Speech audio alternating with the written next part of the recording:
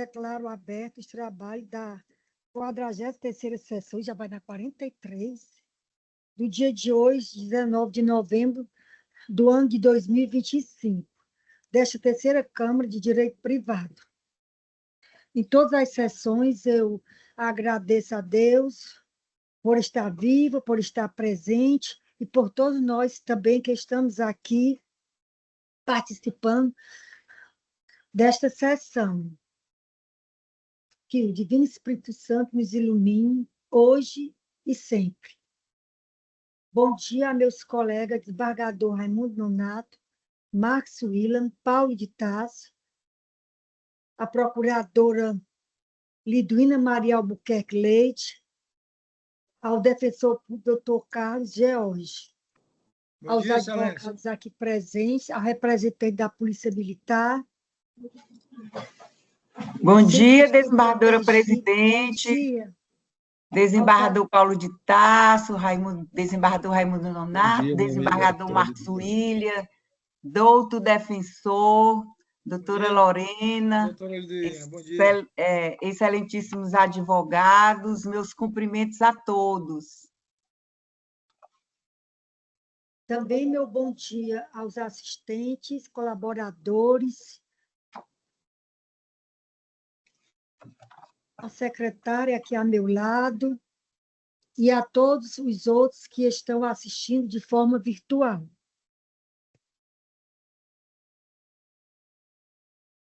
Passo a leitura dos votos, dos processos dos votos.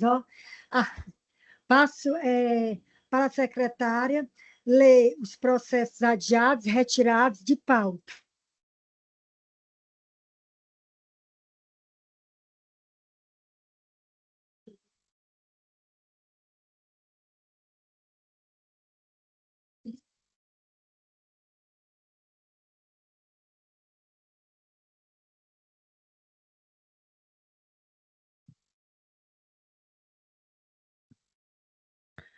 De ordem da presidência da Câmara, passo a leitura dos processos adiados e retirados. 247 da pauta 0026, 135, dígito 63.2007.8.06.0001. 249 da pauta 0000, 180, dígito 19.2018.8.06.0171. 251 da pauta 014.1469, dígito 96.2017.8.06.0001. 260 da pauta 0000.333, dígito 77.2000.8.06.0108. 289 da pauta 3085, 34, dígito 25.2025.8.06.0000. Vamos para o pedido de vista, vai ser esse primeiro. Vai ser esse. Então, eu vou deixar o desembargador voltar e eu pergunto. É o desembargador Paulo de Tarso, eu quero ler. Ele pediu visto.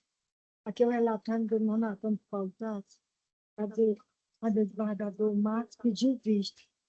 Desembargador. Ele chegou. Desembargador Nonato tem um pedido de vista, que eu sou relatora do processo de número. É o 300 da pauta, processo de número 016-968-016-2015, apelação cível.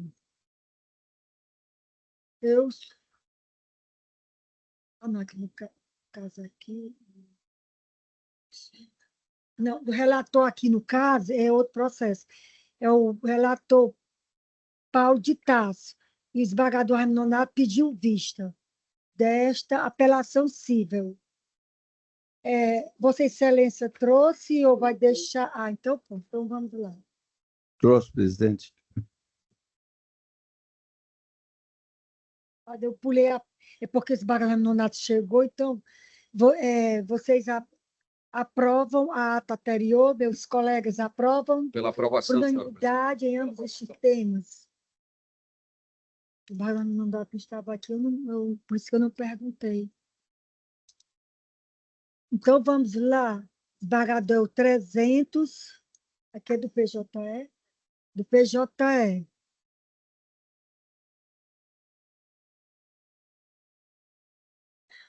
Pois não, senhora presidente, bom dia. Bom dia.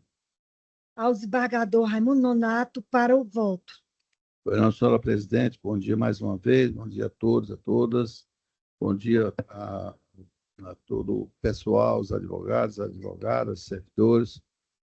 Senhora presidente, é uma apelação civil número 0169680-16-2015. Sim.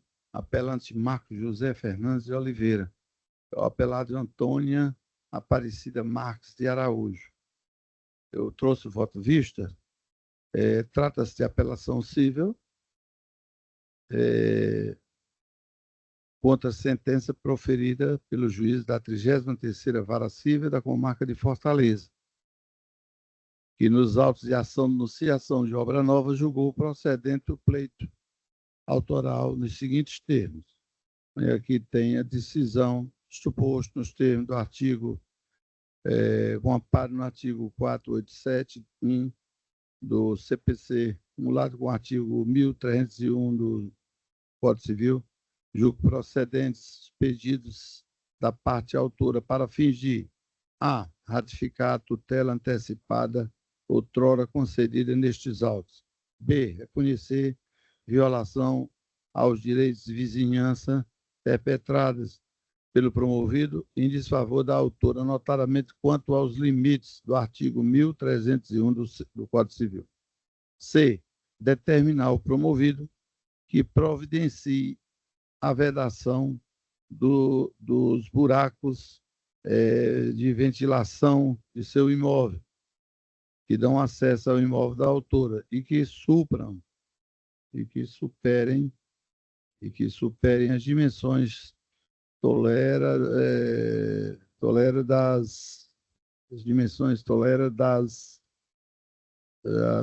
artigo um pouco trucado aqui, e que superem as dimensões previstas lá no artigo 1301 do Código Civil e da Lei Municipal de Ocupação de Solo Urbano em prazo não superior a 30 dias, sob pena de suportar a multa diária de R$ 5.000 até o limite de R$ 150.000. Letra D, reconhecer a violação ao dever de recuo mínimo de 3 metros em relação ao imóvel da autora, não podendo corrigir-se sem aplicar a demolição do prédio do acionado. Razão, porque fica ele condenado ao pagamento de R$ 50.000 a título de perdas e danos, devendo tal cifra ser corrigida monetariamente pelo INPC a contar de 4/10/2010, data assinalada pelo engenheiro responsável como sendo a conclusão da obra, e acrescida de juros de mora de 1%, ao contar da citação. Condenar o promovido ao pagamento de multa de 5% sobre o valor atualizado da causa, a título de multa de litigância de má-fé. Tudo em conformidade com o artigo 82, cumulado com o artigo 81, ambos os CP, Código de Processo Civil. Condenar ainda o acionado ao pagamento de custas processuais, além de honorários advocatícios, 15% sobre o valor da condenação, tudo nos moldes do artigo 85 do CPC. Essa foi a decisão do juiz. E resignado com a decisão de piso, o réu interpôs recurso apelatório, do qual alega que 1. Não é legítimo para figurar no feito. 2. A sentença é nula por ser ultra petita e extra petita, tendo em vista a concessão de indenização no valor de R$ 50.000 e de multa diária no valor de R$ 5.000. 3. A sentença é nula por ausência de fundamentação. 4. As provas foram equivocadamente analisadas. 5. Os furos de ventilação são regulares. 6. Não há comprovação de perdas e danos. 7. É vedado o enriquecimento sem causa. 8. Inexiste litigância de má-fé. Nas contrarrazões, a parte recorrida pugna pela manutenção da decisão. O relator apresentou o voto no sentido de conhecer para dar provimento parcial ao recurso, por entender que entre aspas, a condenação do nunciado, ora apelante, ao pagamento de R$50 mil por perdas e danos em razão de proporcionalidade da condenação à derrubada do prédio, constitui julgamento extra-petita. Mesmo admitida a interpretação lógica sistemática aduzida em sede de contrarrazões, não se trata apenas de inexistência de pedido expresso, mas de impossibilidade de extrair-se de toda a peça inaugural a pretensão, mesmo que implícita, de obter a condenação ao derrubamento da obra regular. Pedi vista, senhora presidente, mais colegas, para melhor exame da controvérsia. Questão, ao meu ver, posta em análise, sim-se em verificar a regularidade da decisão de piso, que condenou o apelante ao pagamento de perdas e danos em favor do apelado, ao pagamento de astrentes no montante de R$5 mil e ao pagamento de multa de litigância de má-fé, em que pese os fundamentos apresentados pelo nobre relator, desembargador Paulo de Tarso Pires Nogueira, para dar parcial provimento ao recurso. Uso discordar apenas quanto ao ponto que reconhece a alegação de que o julgamento seria extra-petita face à condenação do apelante ao pagamento de perdas e danos. E explico. Só foi nesse ponto, desembargador Paulo, que eu não concordei e estou abrindo a divergência somente neste tocante aqui, da existência do pedido expresso. Porque parece que Vossa Excelência, no voto, disse que não havia pedido de perdas e danos, né? Não tinha verificado.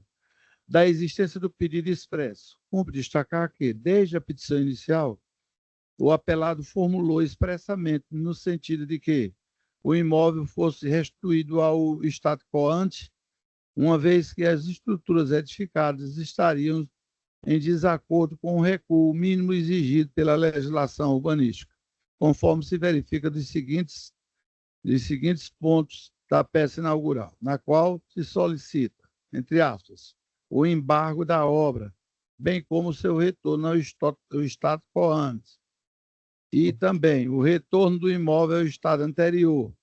Tal pleito foi reiterado ao longo da instrução, a petição de ID 21.46.87.34, tornando inequívoca a intenção da autora de ver estabelecida a situação anterior à construção irregular.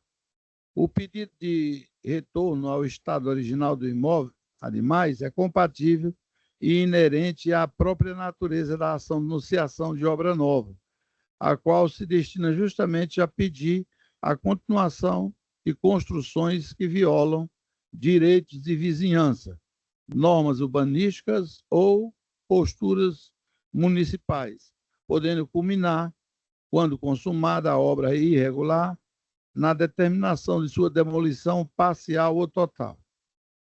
A pretensão da apelada, portanto, além de expressa, ao meu ver, encontra amparo direto no artigo 1312 do Código Civil, que assegura ao prejudicado o direito de exigir a demolição da obra feita em desconformidade com os limites legais, assim como no poder geral de cautela e na tutela inibitória prevista no CPC.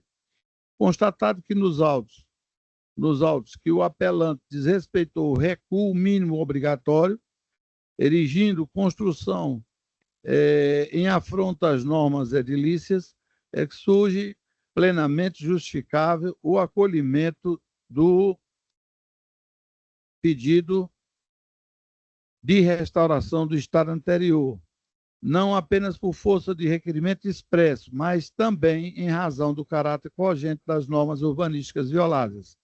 Não obstante a resistência injustificada do apelante em sanar a irregularidade, mesmo após regularmente notificado e cientificado das consequências legais, deu causa à perpetuação dos danos e ao prolongamento da litigiosidade, o que atrai sua responsabilidade pelos prejuízos decorrentes da conduta ilícita. Assim, a condenação ao pagamento de perdas e danos mostra-se medida que se impõe nos termos do artigo 186 e 927 do Código Civil, uma vez demonstrado o ato ilícito, o dano e o nexo causal. Dessa forma, estando evidente nos autos que 1. Houve pedido expresso de restituição do imóvel estado coante. 2. A obra foi realizada em desacordo com o recuo legal. E 3. A irregularidade gerou prejuízos ao apelado.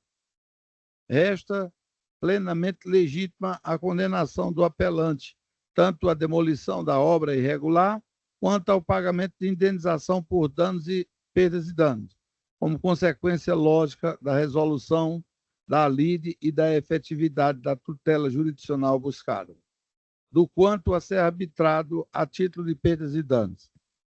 A decisão primeira fixou o montante relativo à reparação em danos em perdas e danos no valor de R$50 mil, reputando-o adequado, proporcional e razoável, diante das circunstâncias então analisadas. Contudo, ao reapreciar os elementos dos autos, verifica-se que o quanto indenizatório merece revisão, especialmente quando considerados o valor atribuído à causa, a dimensão concreta do prejuízo suportado e os parâmetros jurisprudenciais consolidados por este egrégio tribunal em casos análogos. A indenização por perdas e danos, ainda que busque cumprir sua função reparatória e dissuasória, não pode se afastar do princípio da proporcionalidade e razoabilidade, sob pena de ensejar enriquecimento sem causa ou descompasso com a extensão efetiva do dano. O artigo 944 do Código Civil é claro ao estabelecer a indenização mede-se pela extensão do dano, o que exige coerência entre o valor arbitrado e a gravidade concreta da lesão. No caso dos autos, a controvérsia envolve obra realizada em desconformidade com o recuo mínimo legal, gerando prejuízos que, embora existentes, não alcançam a expressividade econômica que justifique a manutenção do montante de R$50 mil. A análise do valor dado à causa, elemento que guarda pertinência com a repercussão econômica atribuída pela própria parte autora, reforça a necessidade de adequação do quanto indenizatório. Outro sim, ao se observar a orientação jurisprudencial desta Corte, constata-se que, em hipóteses similares, envolvendo violação a normas edilícias, desrespeito a recurso obrigatório e necessidade de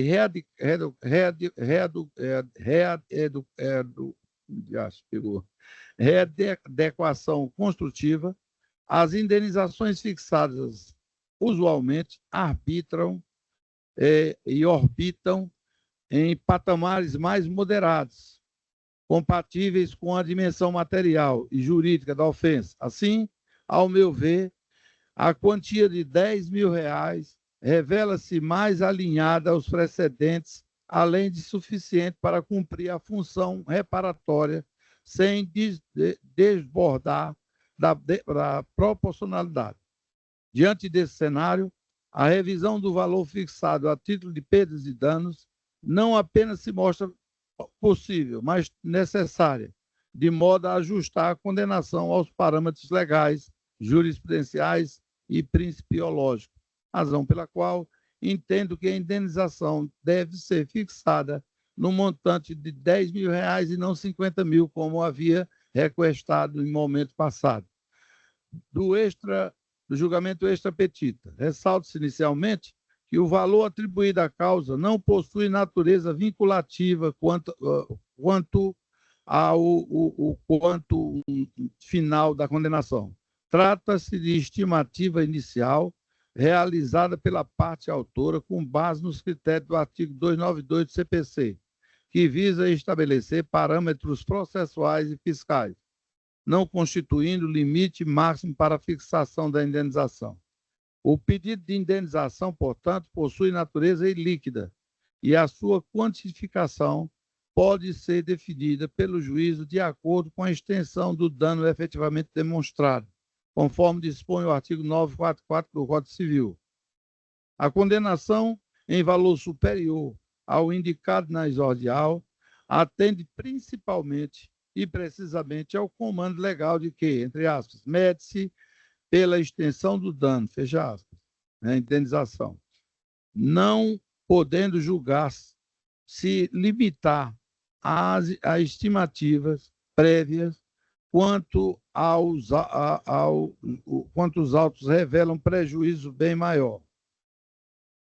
Finalizando, senhora presidente e mais colegas, é importante destacar que a decisão não extrapola os limites objetivos da lide, pois não concede providência diversa da postulada, apenas quantifica o próprio pedido indenizatório, tal como autorizado pela legislação processual.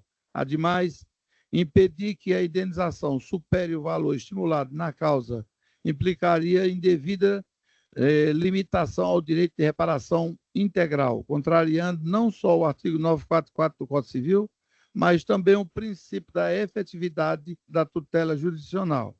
A reparação deve ser integral e compatível com a gravidade concreta do ilícito, de forma a restabelecer o equilíbrio patrimonial afetado. Então, concluindo, na parte dispositiva do meu voto, eu considero que, considerando os apontamentos acima colacionados, voto no sentido de conhecer da presente apelação para dar-lhe parcial provimento, reformando a sentença para entender que há pedido sim de demolição da construção e, para reconhecer tal pedido, fixar o valor das perdas e danos em R$ 10.000. Então, a minha divergência ela foi aberta em face da decisão do desembargador Paulo só e somente no que diz respeito à existência do pedido de demolição. Compulsando os autos, eu verifiquei que realmente já havia esse pedido desde a peça vestibular. Agora, como ele também está pedindo, ele está suplicando R$ 50.000, eu também não acho justo. É desproporcional ao meu sentir. E aí eu opino, voto no sentido de que seja aplicado o valor de perdas e danos de R$ 10.000. Só são esses dois pontos, senhora presidente. Reconhecendo a demolição, reconhecendo que realmente houve o pedido, né? Está nos autos, e que aí, nesse caso, vai conceder, apenas ele vai fixar o valor das perdas e danos, vai transformar em perdas e danos, né? R$ 10.000. O desembargador Paulo tinha decidido era só para afastar os danos materiais, né? Aqui ninguém está votando no sentido de que haja demolição, aí a gente está aplicando apenas, reconhecendo que houve o dano do valor. Não, o desembargador, eu afastei. Ele afastou. Eu afastei os danos materiais, porque, ao meu ver, não teria havido um pedido em relação a isso. Mas não em relação à demolição, nós entendemos da mesma maneira, a impossibilidade da demolição, a obra já pronta.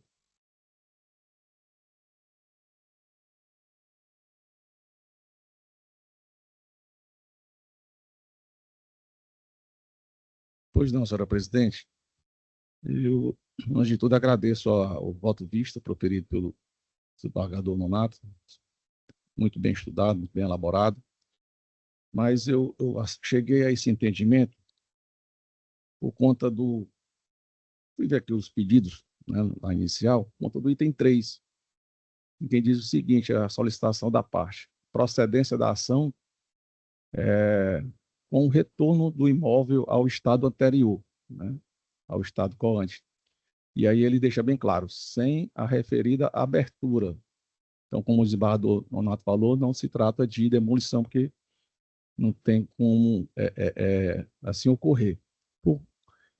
Por conta disso, antes da impossibilidade da demolição, né, em razão da questão do recuo, o juiz do primeiro grau arbitrou danos morais 50 mil. Só que esses danos morais não foram, danos morais, não, desculpa, os danos materiais. Os danos morais foram solicitados, mas os danos materiais não, né? Então o juiz do primeiro grau, achou por bem, observando a impossibilidade da correção do recuo, porque para corrigir esse recuo teria que haver essa demolição do prédio de 5 pavimentos,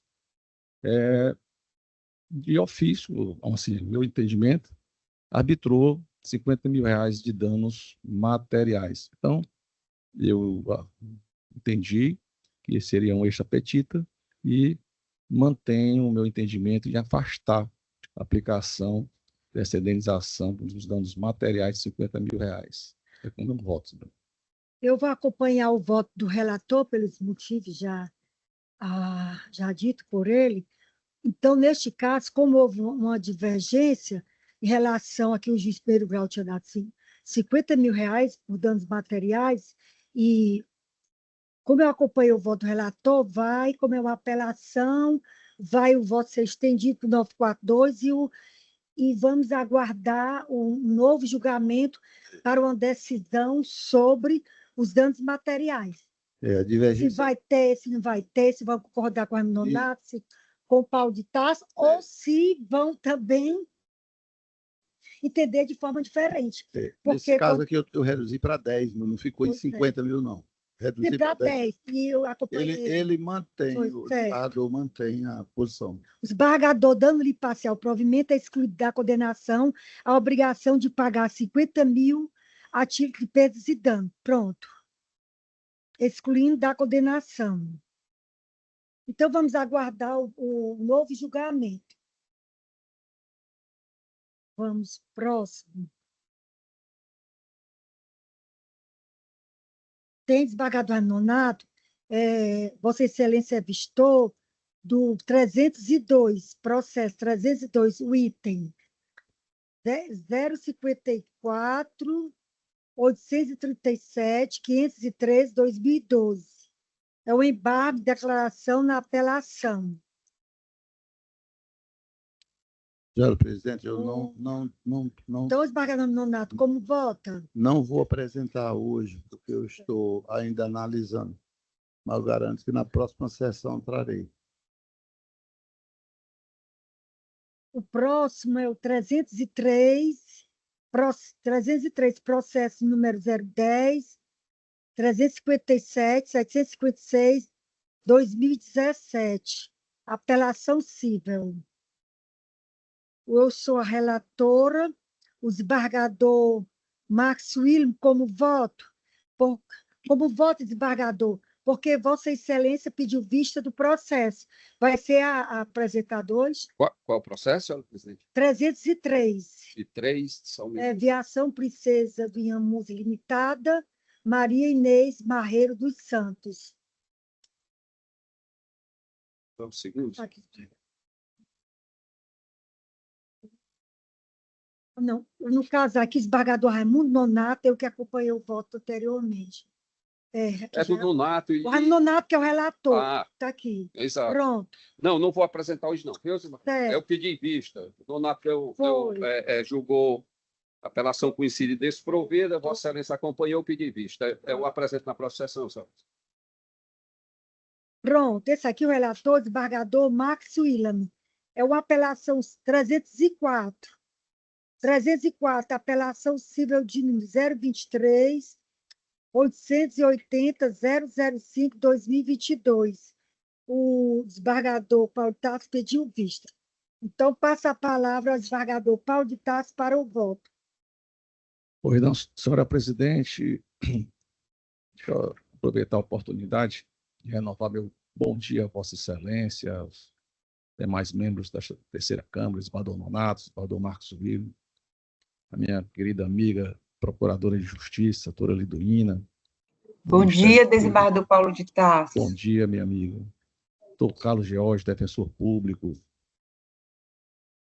Também abraçar as senhoras e senhores advogados aqui presentes, servidores que nos auxiliam aqui no julgamento, ao membro da nossa gloriosa Polícia Militar do Estado do Ceará.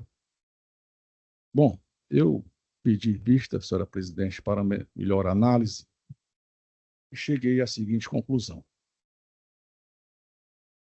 A controvérsia diz respeito à suposta nulidade de sentença que, no processo falimentar da SPE responsável pelo empreendimento Condomínio Vila Gaudí, reconheceu a existência de dois conjuntos patrimoniais distintos. O patrimônio geral da massa falida e o patrimônio de afetação, criado especificamente para a execução da incorporação imobiliária. Os apelantes argumentam que essa diferenciação não deveria ter sido realizada, pois entendem que todos os bens, direitos e obrigações da empresa falida estariam diretamente relacionados à construção do empreendimento, motivo pelo qual deveriam ser tratados como um único acervo, integrando a massa falida como um seu todo. De início, conseguindo que o voto preferido pelo excelentíssimo desembargador Marcos William Leite de Oliveira, relator, merece integral acolhimento, mantendo-se, portanto, a sentença recorrida. A jurisprudência brasileira, em consonância com o artigo 31F da Lei nº 4.591 de 1964,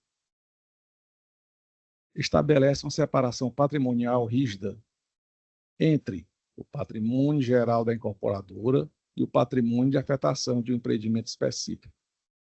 Cumpre salientar que o patrimônio de afetação, previsto lá no artigo 31F, já mencionado, é o mecanismo legal que protege, isso é importante, o mecanismo legal que protege os compradores de imóveis na planta, determinando a completa separação dos ativos vinculados a determinado empreendimento em relação ao patrimônio geral da incorporadora. Esse regime especial impede que os recursos destinados à obra sejam desviados para o pagamento de dívidas oriundas de outras atividades empresariais, assegurando que os valores aportados pelos compradores consumidores sejam integralmente aplicados no empreendimento.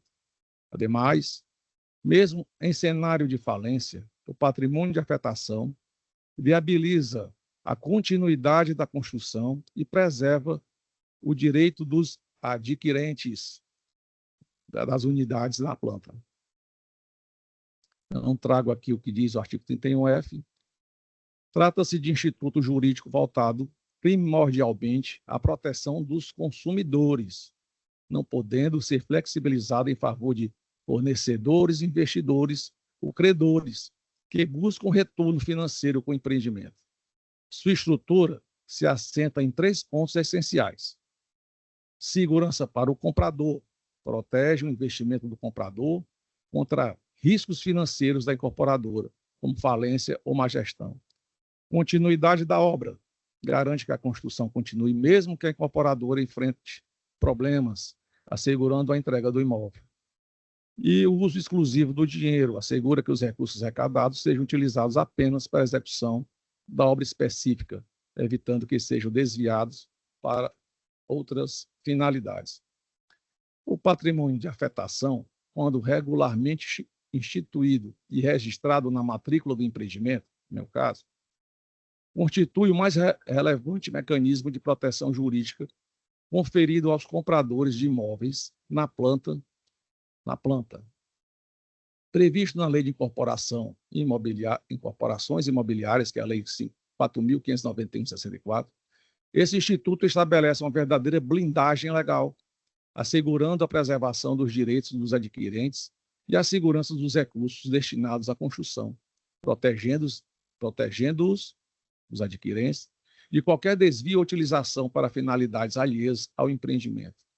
A eficácia do patrimônio de afetação depende, fundamentalmente, do seu registro formal na matrícula do terreno, no cartório de registro de imóveis competente. É esse ato que confere publicidade e oponibilidade a terceiros, tornando a separação patrimonial oficial imune a contestações externas.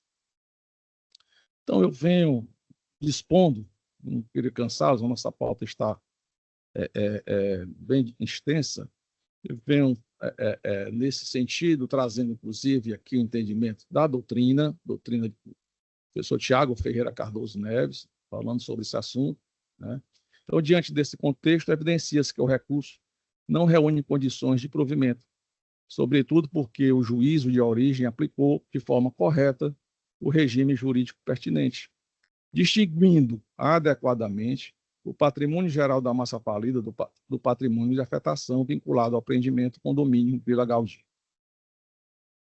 Verifica-se ainda que o entendimento adotado pelo doutor relator encontra pleno amparo nos artigos 31F da Lei 4.591/64 e 119, inciso 9, da Lei número 11.101/2005.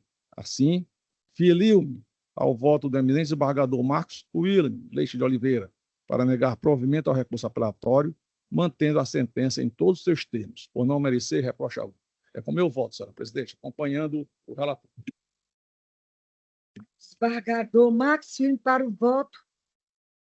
Pois não, senhora presidente. Somente agradecer ao desembargador Paulo ter estudado e se debruçado sobre a matéria, de forma que eu agradeço pela atenção e mantenho o voto pelo desprovimento do recurso, nos mesmos termos já lançado e com as achegas do desembargador Paulo. Ao desembargador Raimundo Nonato para o voto. Também, senhora presidente, eu acompanho o nobre relator. Proclamação do resultado. A Câmara, por unanimidade, conheceu do recurso para negar-lhe provimento. O próximo, 87, é um pedido de preferência, porque a advogada vai fazer a sustentação também agora de manhã na segunda Câmara. Doutora Carolina Barreto Alves Costa. Agravo de instrumento de número 301, 272, 032, 2025, 87 PJE. Advogado da parte agravante, confirma? Confirmo. Dispensa a leitura do relatório, doutora? Dispensa. 15 minutos para sustentação. Bom dia a todos. Bom dia, os advogados, desembargadores. Agradeço desde já o direito de preferência, que coincidiu com a sustentação em outro local, mas vai dar tudo certo. Lá eu consegui colocar por último, e aqui primeiro. Bem, aqui a minha defesa hoje é no agravo, a respeito de uma justiça gratuita. Geralmente a justiça gratuita, ela deve até ser presumida quando se fala da pessoa física, né? Mas como sabemos muito bem que existem partes que podem arcar com as despesas processuais e não arcam, então a gente tem tido, muito obrigada, tem tido uma certa dificuldade na concessão da gratuidade judiciária. E, como sempre, eu gosto de vir aqui e tratar com mais ênfase da situação fática, porque quando falamos da norma, Vossas Excelências entendem da norma até melhor do que nós, né? Administram elas com intensidade todos os dias. Então, trazer a consciência que o fato ele pode ser protegido pela norma, eu acho mais relevante nesse pouco tempo tão importante que temos de realizar essa defesa. Bem, o agravante, ele teve a sua justiça gratuita indeferida, salvo engano, o valor das custas ia dar mais de R$ 9.000, e como se trata da moradia dele, né, uma ação base de reintegração de posse, essa esse indeferimento da justiça gratuita vai negá-lo acesso ao seu próprio lar, como hoje realmente ele não está tendo acesso à sua residência por conta de um esbulho que sofreu da sua ex-cônjuge. A justiça gratuita, ela foi indeferida sob o fundamento de ausência de comprovação de hipossuficiência, mas o agravante ele comprovou ser hipossuficiente, eu vou mencionar aqui as provas logo em seguida. Não concedeu prazo para complementação dessas informações, o magistrado de piso, ele simplesmente indeferiu, isso vem ocorrendo até com bastante frequência, e não oportunizou, indeferiu porque tantas provas, 4 filhos, tantas despesas, nome no Serasa, execuções, o que é que falta? Porque eu faltei, assim, colocar a própria parte dentro do processo, mostrando e abrindo as contas com o magistrado, e ele não oportunizou sequer qual é o pensamento jurídico dele a ponto de indeferir uma justiça gratuita quando se teve tanta exposição dentro daqueles autos. Entendeu que não havia elementos suficientes que demonstrassem a miserabilidade do requerente só se ele passasse fome, porque o que ele colocou lá eram provas extremamente sólidas. Determinou o recolhimento das custas processuais e isso aí impediu o acesso à justiça ou o agravante.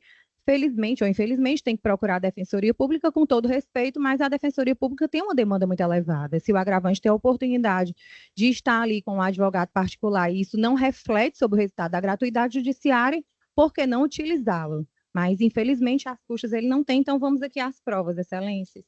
E eu acho que elas são bastante sólidas e não tem razão pela qual se manter a determinação de recolhimento de custos, o que vai inviabilizar esse acesso à justiça. Excelência, eu tenho certidão de nascimento de 4 filhos.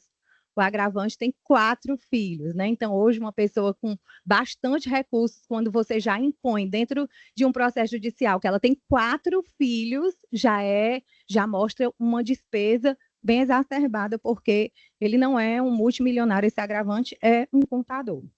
Um filho de 5, um de 17, um de 22. Juntamos atestado médico comprovando o tratamento psicológico de alto custo do filho José Neto, com 22 anos, que é meu filho, excelências. Eu estou defendendo aqui, inclusive, o pai dele, porque o agravante, ele está sem ter aonde residir, é uma pessoa que já tem problemas com depressão. Com isso está repercutindo de uma forma muito grave, porque há uma falta de amparo a esses 4 filhos, nas quais 3 são meus, e estamos tendo consequências porque o pai, inclusive esse filho que tem uma grave dependência do pai, porque ele tem transtorno, e eu vou até expor essa situação porque é muito grave. Pode ser só umas custas judiciais para alguns, mas o efeito desse indeferimento dessas custas judiciais tem trazido um preço muito alto para esse agravante. Então, esse rapaz de 22 anos tem borderline, já tentou aí algumas vezes, 2 vezes o suicídio, o tratamento dele é caríssimo, e a mãe, né, no caso sou eu, arco com o tratamento, por quê? Porque o pai não tem condições, então é R$5.000 por mês, não se cobre do pai porque o pai não tem condições. A mãe paga uma faculdade de medicina porque o pai não tem condições de estar lá nos autos. Eu não sou casada com ele, me desculpe pessoalizar, mas é impossível não pessoalizar porque está lá nos autos pela outra parte, confirmando essa situação de proximidade da advogada que defende agora a parte e que está lá nos autos. Eu não teria razão alguma, não sou mais casada com ele, de colocar os comprovantes de pagamento dessas despesas por mim. Eu não teria razão alguma. Mas, infelizmente, a pensão desses menores eram 14 salários, baixou para 10, baixou para 6, e o que fazer se essa pessoa não tem condições?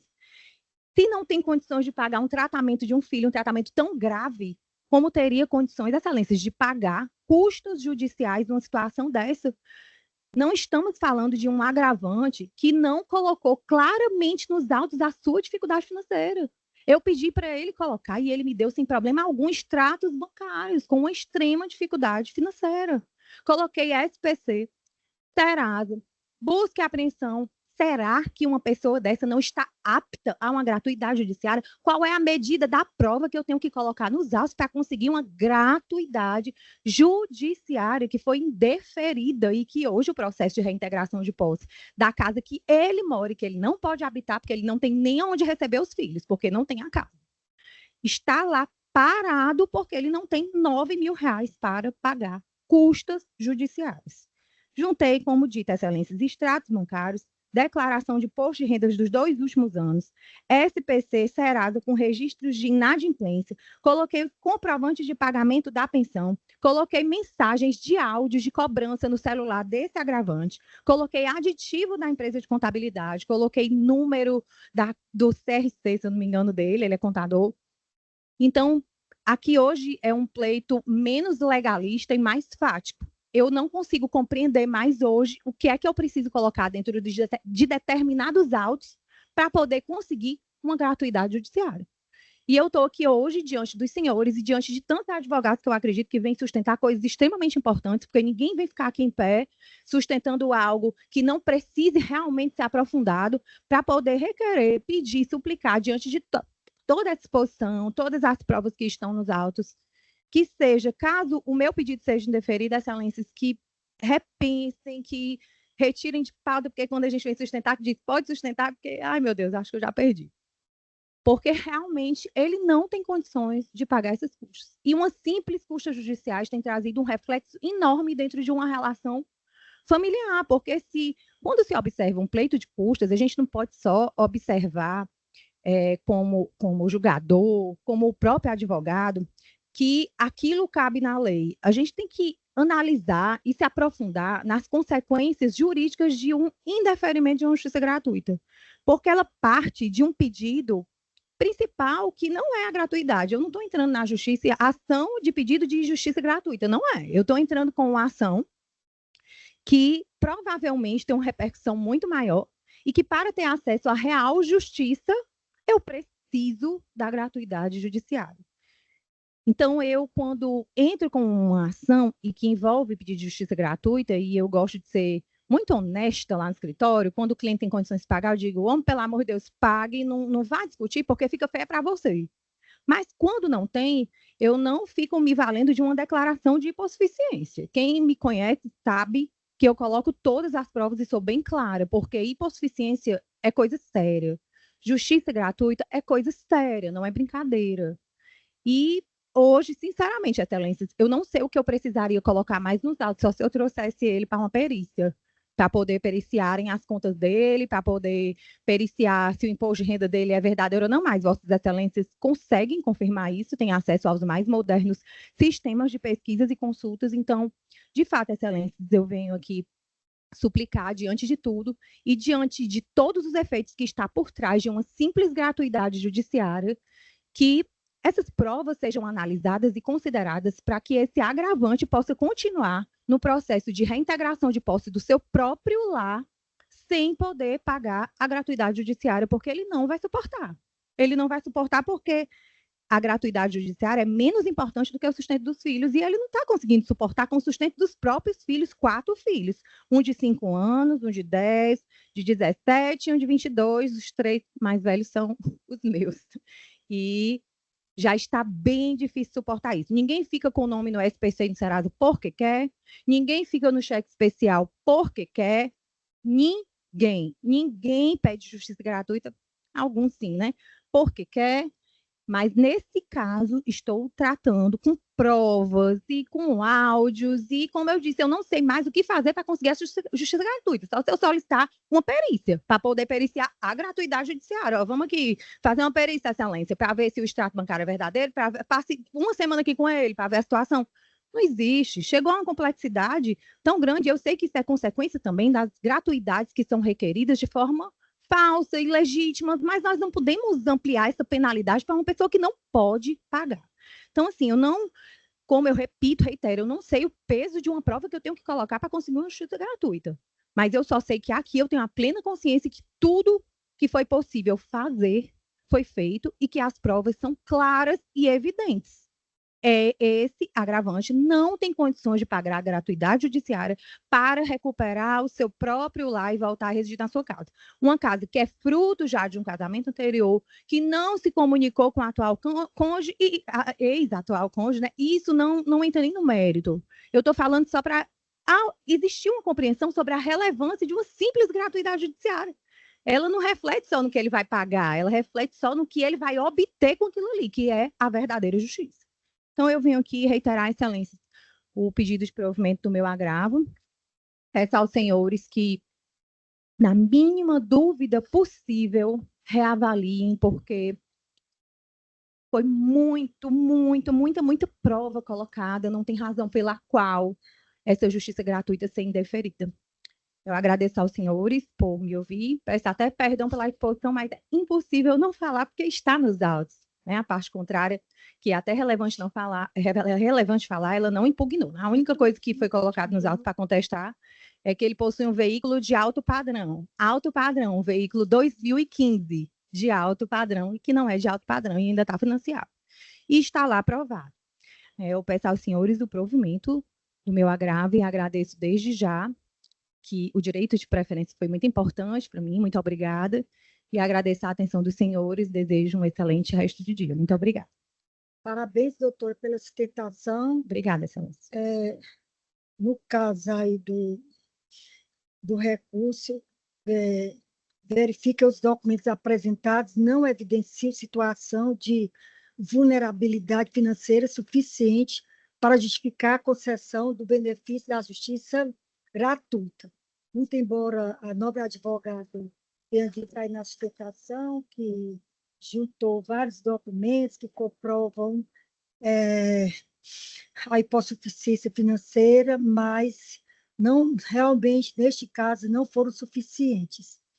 A ementa ficou da seguinte forma: direito processual civil, agravo de instrumento e agravo terno em ação de reintegração de posse, gratuidade da justiça, ausência de comprovação da condição de hipossuficiência financeira, agravo de instrumento conhecido desprovido, agravo interno não conhecido, decisão interlocutória mantida. Como voto, passa a palavra ao desembargador Max William para o voto. Senhora presidente, eu vou pedir vista para melhor analisar aqui esse processo. Pedido concedido, julgamento prejudicado. Vamos aguardar o novo julgamento. Muito obrigada, excelências. Bom dia.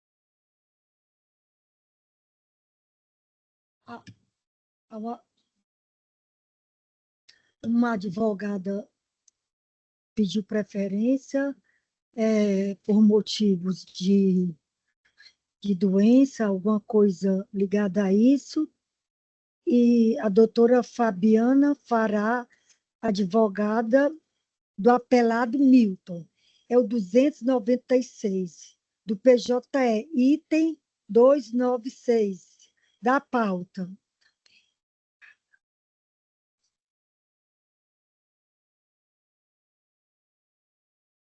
Apelação civil de número 024, 055, 360, 2023. A advogada, ela está virtual? Deixa eu ver. Bom dia. Pronto, deixa eu só localizar aqui. Conseguem me ouvir? Pronto.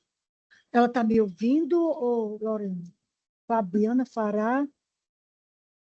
Estou ouvindo, sim. Conseguem me ouvir também?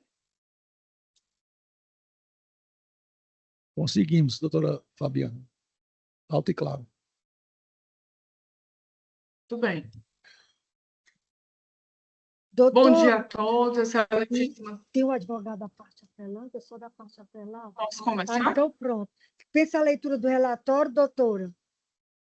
Dispenso, sim. 15 minutos para sustentação. Obrigada. Bom dia a todos, excelentíssima senhora presidente, desembargadora Cleide e relatora do processo, senhores desembargadores, promotores, defensores, servidores do tribunal, ilustres colegas advogados que estão no presencial e no online, bom dia. Inicialmente, eu cumprimento a Câmara, agradeço a oportunidade de realizar a sustentação no modo virtual, em virtude da minha condição de advogada com deficiência. Registro meu profundo respeito ao pedido de vistas anteriormente formulado pelo desembargador Lucídio, o que demonstra a atenção e a sensibilidade ao tema do autismo. Hoje, com a composição novamente plena, especialmente com a presença do desembargador Marcos William, que passa a integrar o julgamento, venho reiterar a importância e a urgência desse caso, que envolve não apenas uma decisão processual, mas a vida e o futuro de uma criança autista, no caso, o Jorginho, né, que nós chamamos de Jorginho. Excelências, o que nos traz aqui não é só um debate teórico, não é uma divergência interpretativa da lei. O que nos traz aqui é a proteção de um menor que, após 5 anos de terapia intensiva, está finalmente conseguindo sair do nível 3 para o nível 2 do transtorno do espectro autista. Uma evolução que, para quem não vive essa realidade, ela pode parecer pequena, mas, na vida real de uma criança autista, representa uma travessia imensa. Tudo isso fruto do esforço diário, do vínculo terapêutico consolidado, da estabilidade de rotina, de um tratamento especializado contínuo. O Jorginho, ele não é uma estatística, ele é um menino que aprendeu a confiar, aprendeu a se organizar, a entender o mundo, a se comunicar como ele. Só isso foi possível pela manutenção de um ambiente terapêutico seguro e estável, o que ele não tinha antes do diagnóstico, eu digo. E é exatamente isso que está em risco nesse processo. A realidade clínica do Jorginho, ela já foi explicitada. Coloquei no processo já resumo da realidade dele e coloquei também memoriais. O parecer técnico que foi anexado nos autos, nós vamos resumir aqui nessa sustentação, ele mostra com clareza que o autismo do Jorginho, ele envolve crises severas de desorganização comportamental, meltdowns intensos, que são aquelas crises que são erradamente chamadas de birras, né? Agressividade com terceiros, episódios de shutdown, que é aquele desligamento que sai do ar, o autista, as pessoas falam que saiu do ar, né? A questão da autoagressividade, o autoflagelo, dificuldade para lidar com as mudanças, que é a rigidez comportamental, hipersensibilidades sensoriais dos 5 sentidos, tato, olfato, paladar, visão e audição, e uma rigidez cognitiva que torna qualquer ruptura de rotina um gatilho para uma regressão. Essas crises, como eu falei, não são birras, são respostas neurológicas incontroláveis ao caos interno que essa criança sente. Quando uma mudança abrupta acontece, seja ela na rotina, no local ou mesmo no terapeuta, o cérebro do autista ele entra em colapso. Esse colapso ele pode durar dias, semanas ou até mesmo meses. Nenhuma dessas afirmações, excelências, é exagero, não. Todas estão respaldadas pela literatura clínica, por especialistas em neurodesenvolvimento e pelo próprio histórico da evolução do menor, inclusive no laudo médico apresentado nos autos. Existe o vínculo terapêutico, que é um fator de proteção para o autista. Excelência, esse vínculo terapêutico ele não é um mero detalhe, é uma ferramenta clínica. A psicologia moderna, a terapia cognitivo-comportamental, a neurociência, elas são uníssonas. Sem vínculo, não há evolução. Sem vínculo, há sim a possibilidade imensa de uma regressão. E foi esse vínculo construído ao longo de 5 anos dentro do Instituto CMA, onde está sendo realizado e tratado o Jorginho hoje, tirou essa criança das crises diárias, das autoagressões, da desorganização completa, permitiu que ele chegasse no nível 2 de suporte. Isso, para uma criança que iniciou no nível 3, é um verdadeiro renascimento. Então, mudar o ambiente terapêutico agora significa romper esse vínculo. Ruptura, excelências, no autismo não é sinônimo de adaptação, é sinônimo de retrocesso, de sofrimento, de risco clínico evidente. Excelência, é importante destacar ainda que, ao longo desse processo, o plano de saúde jamais apresentou clínicas ou profissionais efetivamente capacitados e credenciados para atender o menor dentro das especialidades que foram exigidas pelo seu quadro clínico. O plano limitou apenas a mencionar nomes, endereços, datas de avaliação, sem comprovar qualquer qualificação, experiência desses profissionais em autismo ou em alguma formação específica. E, como se sabe, um profissional generalista é absolutamente incompetente para lidar com o autismo, justamente porque não possui as técnicas, o manejo comportamental, o conhecimento sensorial e a expertise indispensáveis para evitar essas crises e regressões. Não se trata, portanto, de escolha ou conveniência da família, mas da ausência absoluta de alternativa técnica adequada por parte da operadora. O que se pede aqui não é um privilégio, é um direito. A Constituição Federal assegura o direito fundamental à saúde, à dignidade e ao desenvolvimento pleno dessa criança. O Estatuto da Pessoa com Deficiência, ele reforça que o tratamento deve ser adequado às necessidades específicas do indivíduo. E a própria jurisprudência, inclusive desse tribunal, anteriormente dada pelo desembargador André Costa, que esteve também a par desse mesmo processo, reconhece reiteradamente que o retrocesso terapêutico é um dano irreversível. A manutenção do tratamento é um pedido não é um pedido emocional, é um pedido necessário, é uma necessidade terapêutica respaldada pela ciência e pela lei. Então, concluindo, Excelência, o processo nos mostra que é uma criança, o Jorginho é uma criança que lutou muito para conquistar o que ele tem hoje. O equilíbrio, a previsibilidade, o vínculo, a evolução, arrancar isso dele da família, que também é da família, é condená-los ao passado.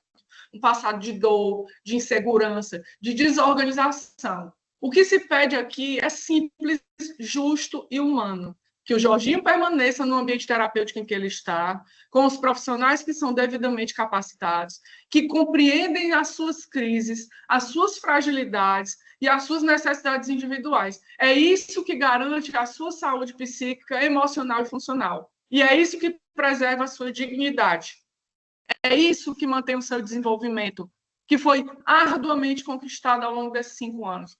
Por todas essas razões técnicas, jurídicas e humanas que eu explicitei aqui, eu requeiro, por tudo que há de mais sagrado, como a desembargadora iniciou, pedindo a Deus que fosse uma sessão de julgamento tranquila, eu requeiro esta cola da Câmara, que assegure a continuidade do tratamento dessa criança na clínica onde está, qual seja o Instituto Semear, evitando o retrocesso, que seria devastador para ele, uma criança tão vulnerável e tão dependente da estabilidade terapêutica.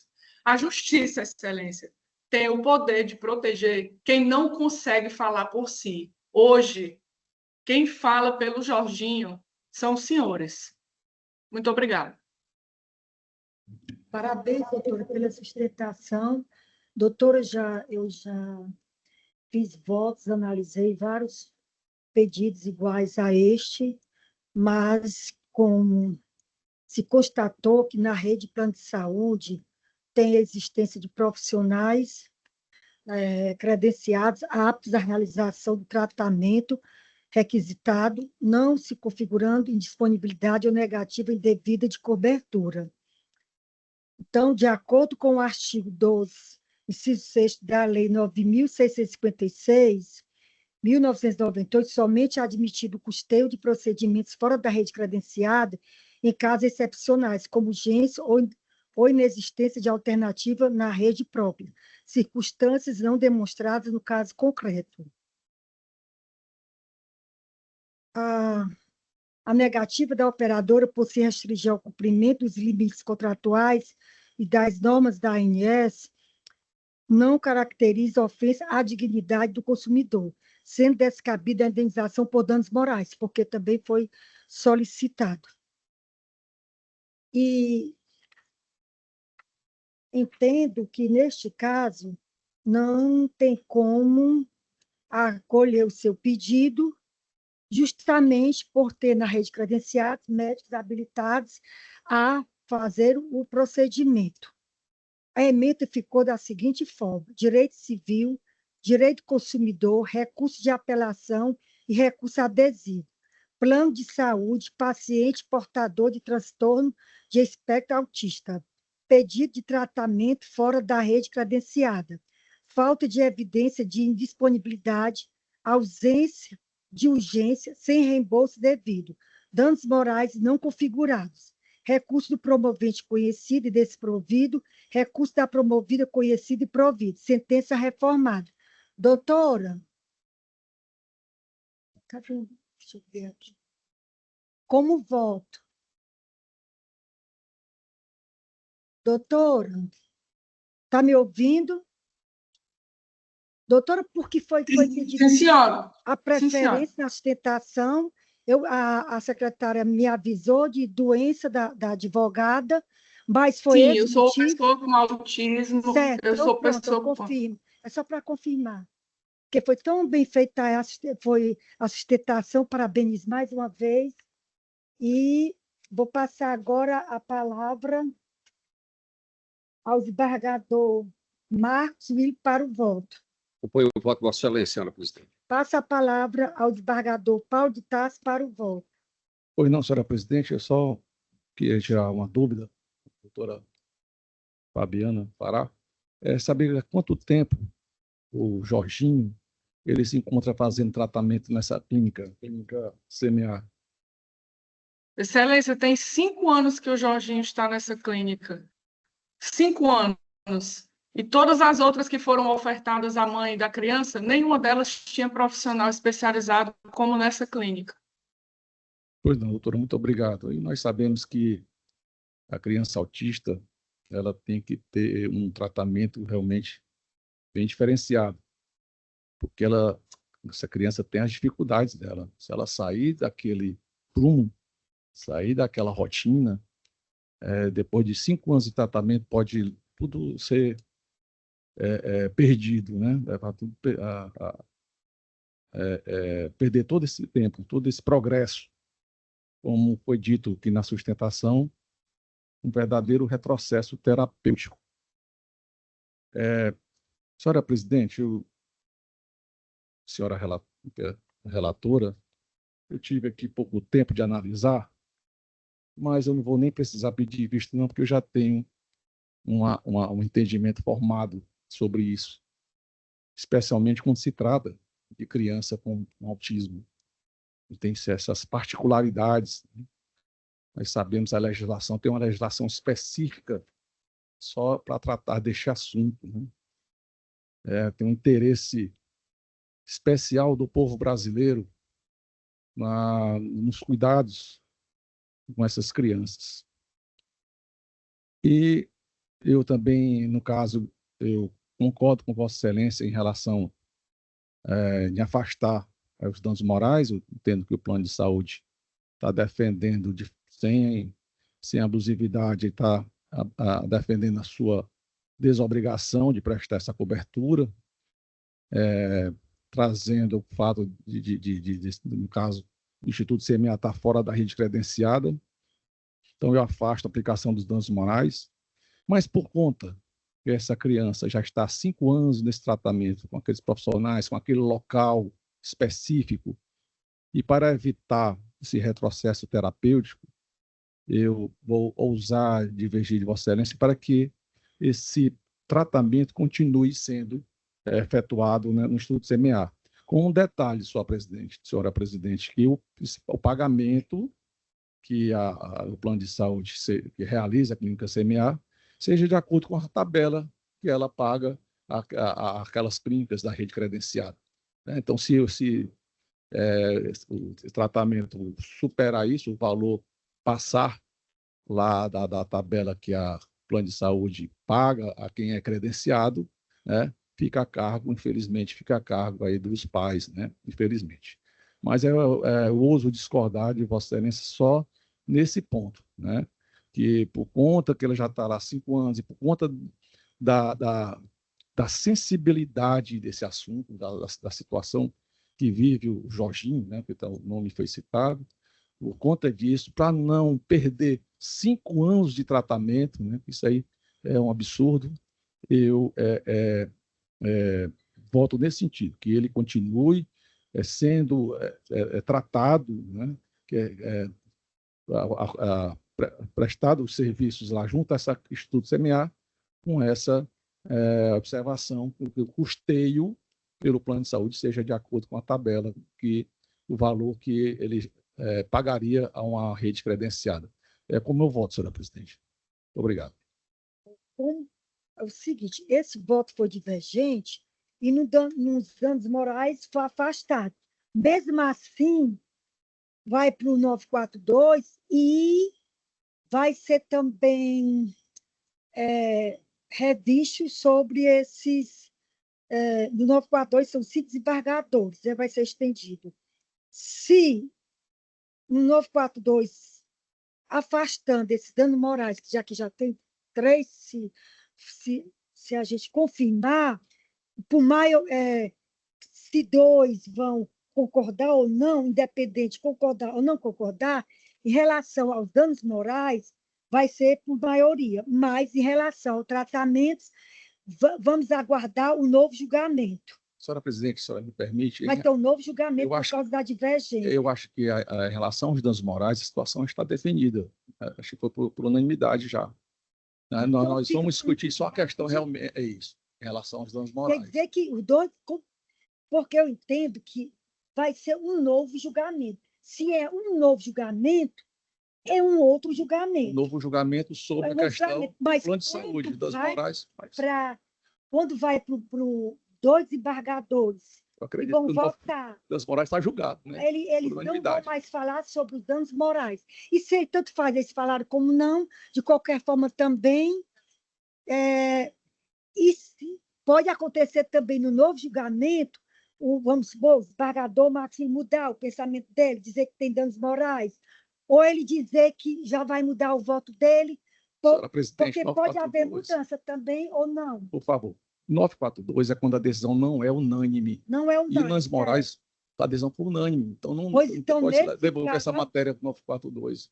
Pois então, nesse caso, quando for para o voto estendido, um novo julgamento, já eles vão tomar conhecimento já dos nossos votos em relação aos danos morais. Eles têm que tomar conhecimento para que seja decidido. Então, pronto, o julgamento fica prejudicado devido à divergência do desembargador Paulo de Tarso. Tem que ser, no caso, vai ser oficial só um desembargador, não é isso? Porque tem o desembargador, não na...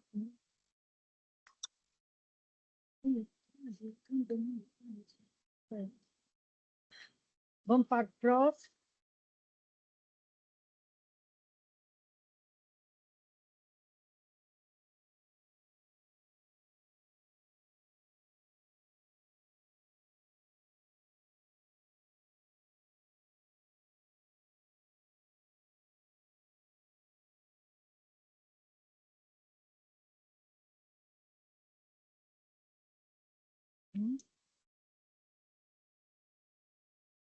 Aqui.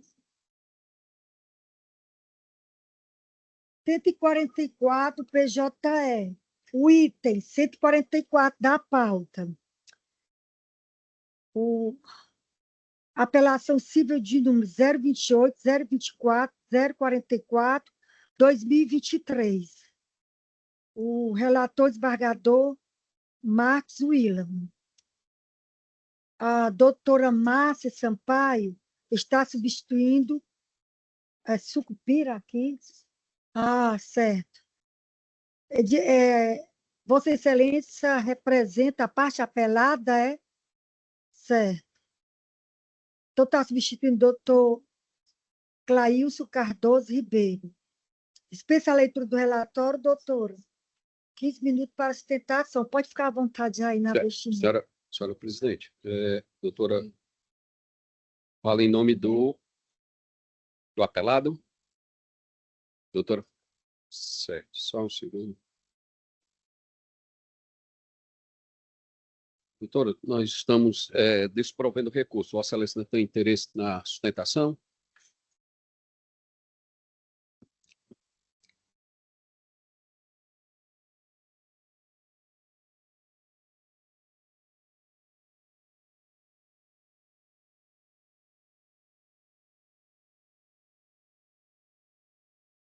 Obrigado, senhora presidente. Desembargador Marcos Filho para o voto. Pois não. Antes de ler o voto, gostaria só de cumprimentar todos, tá, Vossa Excelência, os eminentes pares, o desembargador Raimundo Nonato, o desembargador Paulo, doutora Liduína Albuquerque, procuradora, doutor Carlos George, defensor. Meus cumprimentos, presentes. desembargador Marcos William. Obrigado, doutora Liduína. Todos que nos acompanham, todos os funcionários, na pessoa do... Bom dia, desembargador. Passo, então, a leitura. Vou, em virtude da pauta, está bem extensa, eu vou ler só a parte negritada aqui da ementa. Direito de família, apelação civil, ação de exoneração de alimentos, mudança de residência do menor para o domicílio paterno, prestação direta dos alimentos, inexistência de acordo verbal comprovado, desprovimento. É como voto, senhora presidente. Ao desembargador Paulo de Tarso para o voto. Com o relator, senhora presidente. Ao desembargador Raimundo Nonato para o voto. Com o relator, presidente. Proclamação do resultado. A Câmara, por unanimidade, conheceu do recurso para negar-lhe provimento. O próximo.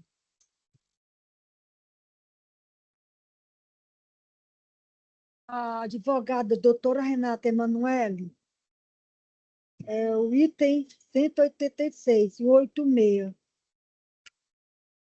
Apelação civil de número 048-215-2011. Desembargador Marcos Filho, meu relator. Dispensa a leitura do relatório, doutora. Sim, excelência. 15 minutos para sustentação. Senhora presidente. Estou pela parte agravada, Cabec. Certo.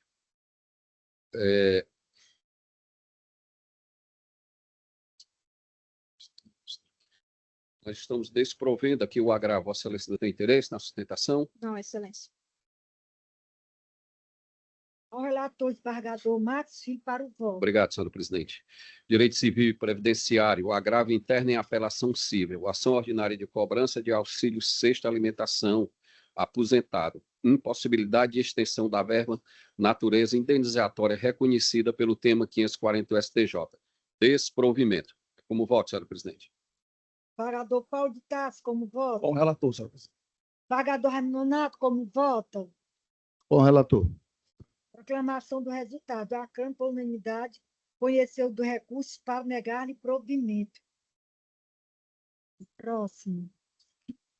Bom dia.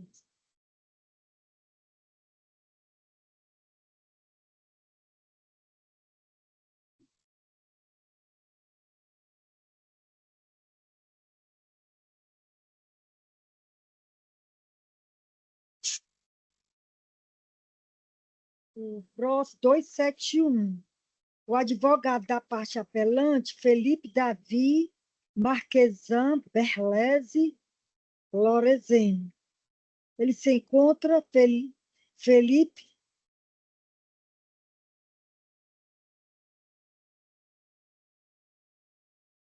Vossa Excelência daqui de Fortaleza, nasceu aqui?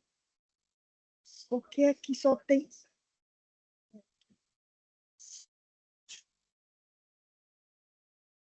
Apelação civil de 304, 217, 488, 2024. O relator, desembargador Paulo de Tarso. Senhora presidente, a senhora me permite só para adiantar, nós estamos aqui dando provimento ao recurso. Vossa Excelência tem interesse nessa sustentação? Obrigado. Mas eu não posso nem perguntar. Não vai faltar oportunidade. Eu não posso nem perguntar. Guarda, dá para fazer em Porto Alegre, né?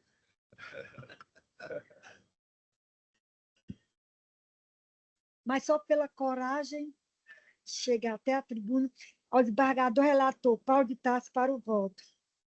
Pois não, senhora presidente, uma apelação, sentença anunciativa da prescrição. No caso, a autora se ressente da insignificância do valor correspondente ao PASEP, invocação das teses jurídicas firmadas no julgamento do tema repetitivo 1150 do STJ.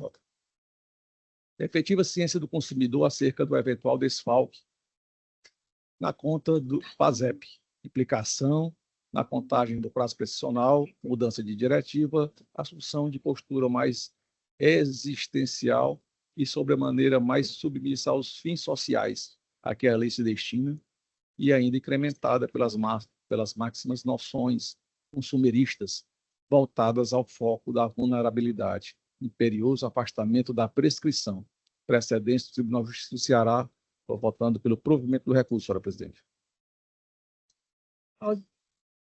Aguarde aí ainda o resultado final. Eu acompanho o relator. O desembargador Raimundo Nonato também acompanha o voto do relator na íntegra. Proclamação do resultado.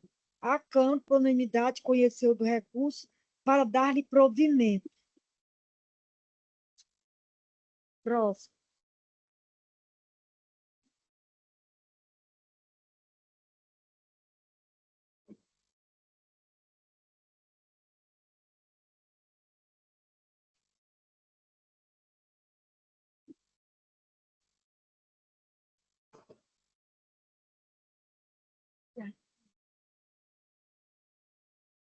Pronto. 2, 3, 4. 234. O relator desembargador Marcos Willer. O advogado é doutor Daniel Araújo. Apelação civil de número 02 11 13 91 7, 2023. Pensa a leitura do relatório, doutor. 15 minutos para sustentação.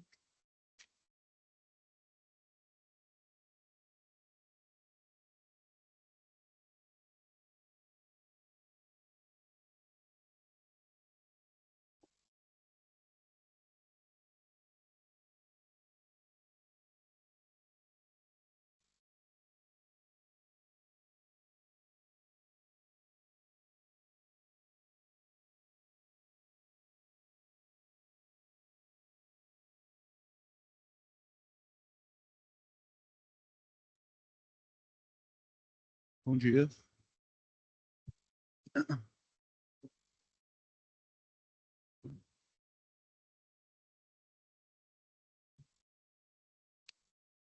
Posso começar? Perfeito. Excelentíssimo senhor doutor desembargador, relator, excelentíssimos colegas, excelentíssimos desembargadores, gostaria primeiramente de desejar um bom dia a todos.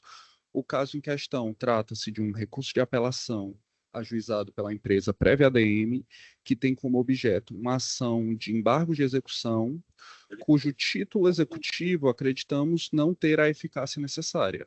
A presente sustentação ela será bem breve, sucinta, e versará sobre o argumento principal apresentado no recurso. Como pode ser visualizado nos autos processuais e foi levantado pela parte apelante e nos próprios embargos de execução, mas daí tu sabe? O título executivo que embasa a execução, ele carece dos requisitos legais. O mesmo não possui a assinatura das duas testemunhas. E, embora tenhamos o conhecimento de que os tribunais superiores, em alguns casos, eles relativizam essa assinatura, ela somente se dá em casos excepcionais, ela não pode ser admitida como regra. A parte, ao entrar com essa ação, ela tem dois caminhos que ela pode entrar: o rito do conhecimento ou o rito da execução. O rito da execução, ele é muito grave e muito oneroso para a parte executada. E, em razão disso, o legislador, ele exige que as ações de execução, elas sejam pautadas num título executivo que tenha todos os requisitos. Porque a execução, mesmo com o caso dos embargos, exceto se for conhecido o efeito suspensivo, os embargos não param a execução, como é de conhecimento.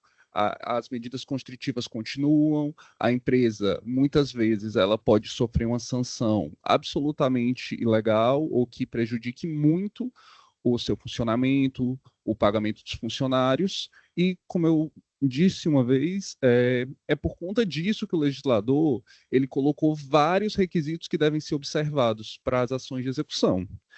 E o que nós estamos vendo hoje, infelizmente, é que o que deveria ser uma exceção, que é ignorar alguns requisitos por conta dos fatos, está virando regra. Muitas execuções estão estão sendo julgadas, estão sendo peticionadas, sem que os títulos executivos obedeçam todos os requisitos da lei, visando burlar o procedimento de conhecimento.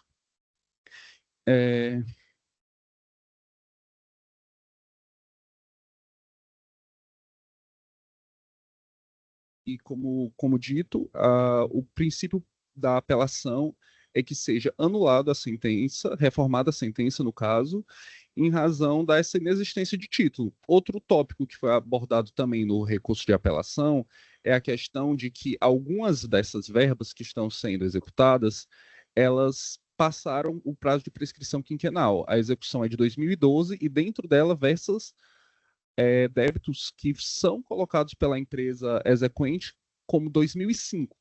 Então, outro pedido realizado na apelação é de que seja, em caso de manutenção de não entendimento pela inexigibilidade do título executivo, que a sentença não condene a parte reclamante no que diz respeito a esses débitos que estão prescritos. Dito isso, essa apresenta sustentação oral com o fim de requerer que a colenda turma reforme a sentença de primeiro grau. Agradeço a todos por me escutarem. É um enorme prazer estar aqui perante o tribunal. Parabéns, doutor, pela sustentação. Ao relator desembargador Marcos Filho para o voto. Obrigado, senhora presidente. Reitero o cumprimento a todos, de forma particular, o doutor Van Basten. Daniel, que consta que Van Basten era quem iria fazer. Certo. O craque holandês deve estar mais preocupado aí com a classificação da Holanda para a Copa, né? Doutor, eu vou pedir. Uma pauta está cheia, nós temos 28 sustentações orais, eu vou ler só a parte negritada, assim que terminar a sessão, o senhor terá acesso a todo o voto, tá bom? Direito processual civil e civil, apelação civil, embargos à execução, instrumento particular sem assinatura de duas testemunhas, mitigação do requisito formal, validade do negócio comprovado por outros meios, prescrição quinquenal, inocorrência, recurso desprovido. É como voto, senhora presidente. Desembargador Paulo Tassi, como vota? Acompanho o eminente relator. Desembargador Raimundo Donato, como vota? Com o relator. Proclamação do resultado. A Câmara, por unanimidade, conheceu dos recursos para negar provimento.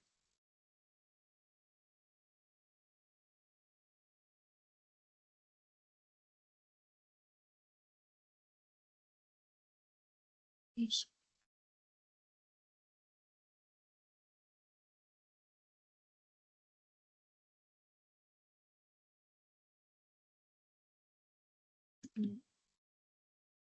Item 222 da pauta. O relator desembargador Marcos William. Apelação 222. Apelação civil de número 024, 841, 842, 2020. O advogado doutor Arnaldo Gomes da Silva Reinaldo. Doutor Arnaldo é advogado da parte apelada. Pensa a leitura do relatório, doutor. 15 minutos para sustentação. É segredo de justiça. Aí tem que perguntar se tem que extrair a gravação, é isso? Pronto. Você é segredo de justiça, doutor? Quanto à gravação, Vossa Excelência entende que deve ser parada a gravação em relação aos mesmos casos que são feitos em processo de segredo de justiça, né? Suspende a gravação. E quanto... não, no caso, se ele falar, aí é entendimento dele. Mas aqui eu não falei o nome das partes. Então, doutor, 15 minutos para a sustentação. Ok, obrigado, Excelência.